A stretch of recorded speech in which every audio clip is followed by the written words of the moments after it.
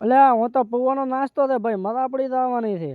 એ રામ રામ, આપણે તો આવવાનું તો મિત્રો દીદડા, એ હિન્દુ સંમેલન તો 107 ગામવાનું, એટલે આપણે એ નેકળી જા બાઇક લઈને બે ભાઈ હિન્દુ સંમેલનમાં દીદડા માટે. અને સડી જતા રોડે, અને રોડેથી દડ્યા એટલે પાછો આવી જાઓ કાસો રસ્તો ને હેડ પહોંચી જાવ આપણે દીદડા ગામમાં.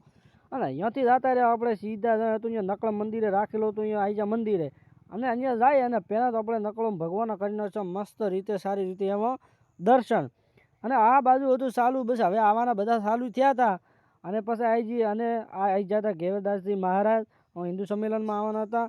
અને આ બાજુ પહેલાં દીપ પ્રાગટ્ય કર્યું અને પછી પ્રવચન હાલશે.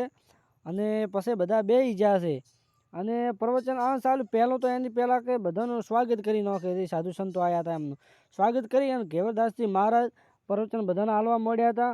અને એટલામાં તો પછી આપણે આવી જતી મસ્ત ચા, તો આપણે પણ થોડીક ચા પી લીધી. અને આ બાજુ જુઓ કમ્પ્લીટ બધા આવી ગયા છે હિન્દુ સંમેલનમાં, અને પ્રચાર ચાલુ છે અને બધાને હિન્દુ સમાજનું બધું કહે છે. અને પછી એ બાજુ બધું પટી રહ્યું હતું સંમેલન, એટલે પછી આવી જાઓ મસ્ત પૌવાનો નાસ્તો, એટલે ભાઈ મજા પડી જવાની છે.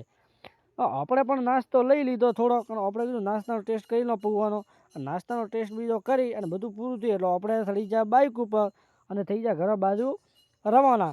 અને આવી જાય ઘરે એટલે જમવાનું તો ત્યાર ને મસ્ત ભોંગળોનો થાળ ભરેલો હતો, અને પછી ફર્સ્ટ ક્લાસ જમવાનું હતું.